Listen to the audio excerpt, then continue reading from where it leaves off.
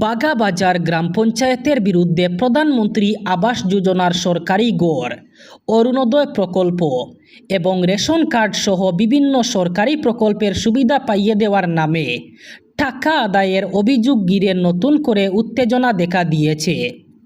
বাগাবাজার আসাম গ্রামীণ বিকাশ ব্যাংকের সামনে আয়োজিত এক গ্রাম সভায় একাংশ গ্রামবাসী এই অভিযোগ তুলেন। অভিযোগকারীদের দাবি, আবাস যোজনার ঘর পাইয়ে দেওয়ার আশ্বাস দিয়ে তাদের কাছ থেকে বিভিন্ন অঙ্কের টাকা নেওয়া হয়েছে। কয়েক মাস আগে রাজঘাট এলাকার প্রায় 20 থেকে 30 জন মহিলা অভিযোগ করেছিলেন সরকারি প্রকল্পের সুবিধা দেওয়ার নামে তাদের কাছ থেকে 20,000 থেকে 40,000 টাকা পর্যন্ত আদায় করা হয়েছে। এমনকি আবাস যোজনার প্রথম কিস্তির টাকা পাওয়ার পরও উপভোক্তাদের কাছ থেকে 5,000 টাকা করে নেওয়ার অভিযোগ ওঠে। তবে সমস্ত অভিযোগ অস্বীকার করেছেন বাগাবাজার গ্রাম পঞ্চায়েতের সভানেত্রী সাহেলা পারভিন। তার দাবি, অভিযোগকারীদের অনেকেই সংশ্লিষ্ট পঞ্চায়েত এলাকার বাসিন্দা নন। একটি স্বার্থান্বেষী মহল পরিকল্পিতভাবে পঞ্চায়েতের ভাবমূর্তি নষ্ট করার চেষ্টা করছে। তিনি অভিযোগ করেন, কারো কাছে প্রমাণ থাকলে তার প্রশাসনের কাছে জমা দেওয়ার উচিত। তদন্তে অভিযোগের সত্যতা প্রমাণিত হলে আইন অনুযায়ী ব্যবস্থা নেওয়ার পক্ষেও তিনি মত দান করেন। গত কয়েকদিন তীব্র গরমের পর এবার আগামী 2-4 দিন রাজ্যের প্রতিটি জেলায় ভারী বৃষ্টিপাতের সম্ভাবনা। আগামী 22-23 আগস্ট পর্যন্ত রাজ্যের 23টি জেলায় প্রচণ্ড ভারী বৃষ্টিপাতের অ্যালার্ট জারি করেছে আবহাওয়া দপ্তর। ইতিমধ্যেই গৌহাটি মহানগরে ভারী বৃষ্টিপাত শুরু হয়েছে। আগামী 23 আগস্ট পর্যন্ত রাজ্যের 23টি জেলায় ভারী বৃষ্টিপাত হবে।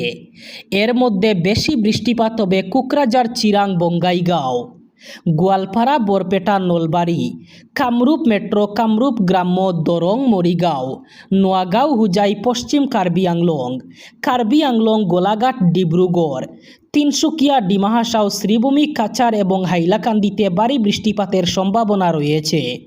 মাত্র একদিনের প্রবল বৃষ্টিতে জলমগ্ন হয়ে পড়ল মহানগরীর বিস্তীর্ণ এলাকা।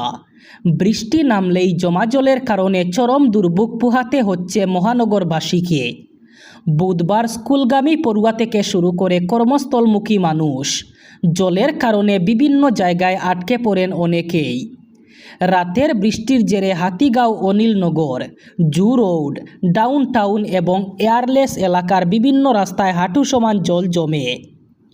জমাজলের কারণে ব্যাহত হয়েছে যান চলাচল। একই সঙ্গে স্কুলে যাতায়াতেও চরম সমস্যার মুখে পড়তে হয়েছে শিক্ষার্থীদের। বরবাড়ি 6 মাইল সংযোগকারী সড়কেও তৈরি হয়েছে কৃত্রিম বন্যা। জলমগ্ন হয়েছে অম্বিকাগিরিনগর জু রোডের দেবদারু পথ এবং মিলন পথ। ধ্রুবজ্যোতি পথেও হাঁটু সমান জল জমে থাকায় বিপাকে পড়েন স্থানীয় বাসিন্দারা। এদিকে গীতানগর এবং হেঙ্গেরা বাড়ি সংলগ্ন পাহাড়ি এলাকা থেকে নেমে আসা জল পরিস্থিতিকে আরও জটিল করে তোলে। পাহাড়ি জলের স্রোতে অম্বিকাগিরিনগর এলাকায় জলাবদ্ধতা বেড়ে যাওয়ায় দুর্ভোগ চরমে ওঠে। কার্যত ব্যাহত হয় স্বাভাবিক জনজীবন। অসম, নাগাল্যান্ডেও সীমান্তবর্তী অঞ্চলে উগ্রপন্থী এবং সমাজবিরোধী কার্যকলাপ রোধে অঞ্চলটিতে শান্তি শৃঙ্খলা বহাল রাখতে যোরহাট জেলার দণ্ডাদিশে সীমান্তের 5 কিলোমিটার ব্যাসার্ধের মধ্যে সন্ধ্যা 8টা থেকে সকাল 5টা পর্যন্ত সান্ধ্য আইন জারি করা হয়েছে। এই সময়টির মধ্যে ওই এলাকায় সব ধরনের অসামরিক বাহন এবং ব্যক্তিদের চলাচল সম্পূর্ণরূপে বন্ধ ঘোষণা করা হয়েছে। অবশ্য এই আদেশে সেনা, নিরাপত্তা রক্ষী, কর্তব্যরত আরক্ষী, দণ্ডাধীশ, বনকর্মী এবং অন্যান্য আইন প্রণয়নকারী সংস্থার ক্ষেত্রে প্রযোজ্য হবে না এই নিয়ম। এই নির্দেশনা সীমান্তবর্তী অঞ্চলে বসবাসকারী মানুষদের জন্য কার্যকর করা হয়েছে এবং পরবর্তী নির্দেশ না দেওয়া পর্যন্ত বহাল থাকবে। জাতীয় স্তরের পরীক্ষায় স্বচ্ছতা আনতে এবং বিশ্বাসযোগ্যতা তৈরি করতে ন্যাশনাল টেস্টিং এজেন্সি অথবা এনটিএতে বড়সড় সংস্কারের উদ্যোগ নিল কেন্দ্র। এক ধাক্কায় 600 জন বিশেষজ্ঞকে সরিয়ে দেওয়া হলো এনটিএ থেকে। কেন্দ্রীয় শিক্ষামন্ত্রী প্রহ্লাদ যোশী এক্স মাধ্যমে পোস্ট করে এই পদক্ষেপের কথা জানিয়েছেন। এছাড়া পর্যালোচনা বৈঠকের পর প্রশ্নপত্র তৈরির ক্ষেত্রে 4টি স্তরের যাচাই করার ব্যবস্থা চালুর সিদ্ধান্ত নেওয়া হয়। শিক্ষা মন্ত্রকের তরফে জানানো হয়েছে, এনটিএর পরীক্ষার টিমে ইতিমধ্যে পরিবর্তন করা হয়েছে। প্রায় 600 জন বিশেষজ্ঞকে সরিয়ে নতুন বিশেষজ্ঞদের নিযুক্ত করা হচ্ছে। পাশাপাশি আগামী 2 থেকে 3 সপ্তাহের মধ্যে আরও 20 থেকে 25 জন আধিকারিককে এনটিএতে যুক্ত করার পরিকল্পনা করা হয়েছে। দীর্ঘ প্রতীক্ষিত ভারতের প্রথম বুলেট ট্রেন নিয়ে বড় সুখবর। সব কিছু ঠিকঠাক থাকলে আগামী বছরের স্বাধীনতা দিবসের দিন এই ট্রেনের চাকা গড়াতে পারে। প্রথম দফে মুম্বাই আহমেদাবাদ করিডোরটি আগামী বছরের মধ্যেই চালু করার লক্ষ্যমাত্রা নিয়েছে ভারতীয় রেল। এমনকি রেলমন্ত্রী অশ্বিনী বৈষ্ণব নিজেই জানিয়েছেন, 2027 সালের 15 আগস্টের মধ্যেই গুজরাতের সুরাট এবং বিলিমোরের মধ্যে প্রায় 50 কিলোমিটার রুটে এই ট্রেনটি চলবে। আগামী বছর শুধু 50 কিলোমিটার রুটে এই ট্রেন চালানোর লক্ষ্যমাত্রা নেওয়া হয়েছে। তবে 2029 সালের মধ্যে মুম্বাই এবং আহমেদাবাদ করিডোরের মধ্যে 508 কিলোমিটার রুটে এই ট্রেন চলবে। তবে দেশের প্রথম এই বুলেট ট্রেনের গতি হবে ঘন্টায় সর্বোচ্চ 320 কিলোমিটার। এমনকি এই ট্রেন ভারতীয় রেল পরিষেবার ক্ষেত্রে আমূল বদল আনতে পারে বলেই মনে করছেন বিশেষজ্ঞরা।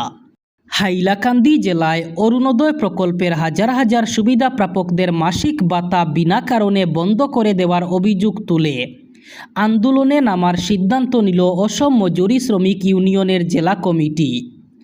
এর মধ্যে প্রায় সংখ্যালঘু সম্প্রদায়ের 8000 মহিলা রয়েছেন বলে দাবি ইউনিয়নের। অবিলম্বে তাদের বকেয়া ভাতা প্রদান এবং ভাতা চালুর দাবিতে আন্দোলন গড়ে তোলার সিদ্ধান্ত নেওয়া হয়েছে। উত্তর জশনাবাদ 2য় খণ্ডে নূর ইসলাম চৌধুরীর সভাপতিত্বে অনুষ্ঠিত ইউনিয়নের জেলা কমিটির সভায় এই সিদ্ধান্ত নেওয়া হয়েছে।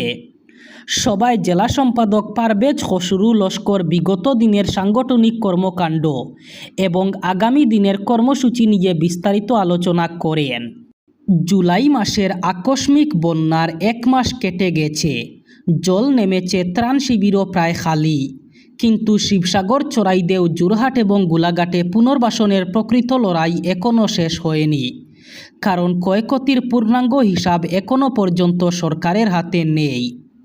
তবুও যে তথ্য উঠে এসেছে তা থেকেই স্পষ্ট, এই বিপর্যয়ের অভিঘাত শুধু কয়েকটি গ্রাম অথবা কয়েক হাজার পরিবারের মধ্যে সীমাবদ্ধ নয়। তার প্রভাব পড়েছে কৃষি, পশুপালন, তাঁত শিল্প, বাসস্থান এবং গ্রামীণ অর্থনীতির প্রায় প্রতিটি স্তরে। দিশপুরের লোকসেবা ভবনে সাংবাদিক বৈঠকে মুখ্যমন্ত্রী হিমন্ত বিশ্ব শর্মা জানান, সরকারি সমীক্ষায় এখনও পর্যন্ত 480 কোটি টাকার ক্ষয়ক্ষতির হিসাব নথিভুক্ত হয়েছে। তবে এই সমীক্ষা এখনও সম্পূর্ণ হয়নি।